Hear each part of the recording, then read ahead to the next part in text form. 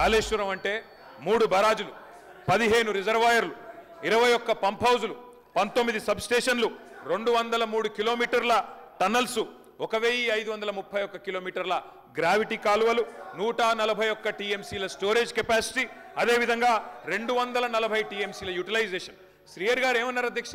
శ్రీయర్ గారు ఒకటే మాట అన్నారు, స్టెబిలైజేషన్ కూడా తీసుకోవాలి ఒక ప్రాజెక్టులో. కొత్తగా 97,000 కూడా నీళ్ళు ఇయ్యలేదని మాట్లాడితే స్థిరీకరించబడ్డ ఆయకట్టు ఎంత అని అధికారిని అడుగుతుంటే ముఖ్యమంత్రి గారు మాట్లాడనీయలేదన్నారు. గొప్ప ఉదాహరణ నా నియోజకవర్గం అధ్యక్ష. మా దగ్గర అప్పర్ మానేర్ అనే ప్రాజెక్టు నిజాం టైంలో కట్టినారు అధ్యక్ష, 45లో కట్టినారు. ఆ అప్పర్ మానేర్ అనే ప్రాజెక్టు కోసం ఆనాడు రాజశేఖర రెడ్డి గారి ఆనాడు ప్రభుత్వం ఉన్నప్పుడు కూడా పాదయాత్రలు జరిగినాయి. దాన్ని ఎప్పటికప్పుడు స్థిరీకరించాలని నింపాలనే ప్రయత్నాలు జరిగినాయి. కానీ ఎప్పుడు నింపబడ్డది అధ్యక్ష? మొత్తానికి మల్లన్న సాగర్ కట్టిన తర్వాత మల్లన్న సాగర్ నుంచి వచ్చే కాలువ ద్వారా ఎప్పుడైతే కూడవెల్లిలోకి నీళ్ళు వచ్చినాయో, కూడవెల్లి వాగులోకి ఈరోజు ఏప్రిల్లో ఎర్రటి ఎండల్లో కూడా మా మిడ్ మానేరు మా అప్పర్ మానేరు ఎండుతున్న మాట వాస్తవమా కాదా? మా కరీంనగర్ జిల్లా శాసనసభ్యులు వారికి తెలుసు అధ్యక్ష, శ్రీధర్ బాబు గారికి, పొన్నం ప్రభాకర్ గారికి. అందుకే ఆ బాధతోనే మేము చెప్పింది. మలక్పేట పూర్తయిన మాట వాస్తవం, ట్రయల్స్ జరిగిన మాట వాస్తవం. కాళేశ్వరంలో, ఇంత పెద్ద కాళేశ్వరంలో 3 బరాజులు, అదేవిధంగా 15 రిజర్వాయర్లు ఉండే కాళేశ్వరంలో ఒక్క బరాజులో 3-4 పిల్లర్లకు ఇబ్బంది జరిగితే దాన్ని రిపేర్ చేయండి. ఇప్పుడే మా గౌరవ పెద్దలు కడియం శ్రీయర్ గారు డిమాండ్ చేసినారు, దాన్ని రిపేర్ చేయండి. రైతుల మీద కోపం పెంచుకోకండి. కేసీఆర్ గారి మీద కోపం ఉంటే, రాజకీయంగా ప్రయోజనం కావాలనుకుంటే ప్రయత్నం చేయండి, కానీ ఆ ప్రాంత రైతాంగం పట్ల కక్ష కట్టవద్దు. నింపండి, మేడిగడ్డ నింపండి, కాళేశ్వరంలో పంపింగ్ స్టార్ట్ చేయండి. వాళ్ళ 5,000 క్యూసెక్ల నీళ్లు కిందికి పోతున్నాయి. సాగునీటి పారుదల శాఖ మంత్రులుగా పనిచేశారు కదా, చంద్రశేఖర్ రావు గారు, హరీష్ రావు గారు ఇద్దరు సాగునీటి పారుదల శాఖ మంత్రిగా పనిచేశారు కదా అధ్యక్ష. ఈరోజు వాళ్ళకే పెత్తనం ఇస్తాం, వాళ్ళనే చేయమని ఉండ్రి. ఈరోజు ఏ రకంగా మేడిగడ్డలో నీళ్లు నింపుతారో, మేడిగడ్డ నుంచి నీళ్ళు ఎత్తి అన్నారంలో పోస్తారో, అన్నారంలో నుంచి సుందీలలో ఎట్లా పోస్తారో బాధ్యత వాళ్ళని తీసుకోమని ఉండ్రి అధ్యక్ష.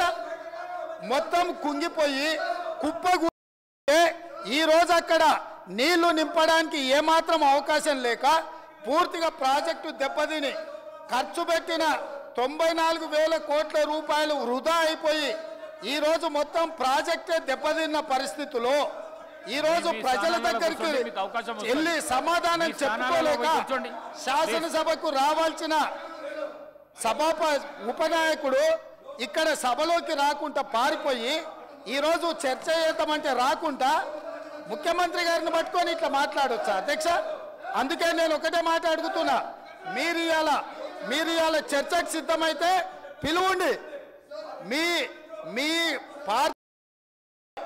మీ సభాపక్ష నాయకుడిని చర్చ చేద్దాము. రేపు సాయంత్రం వరకైనా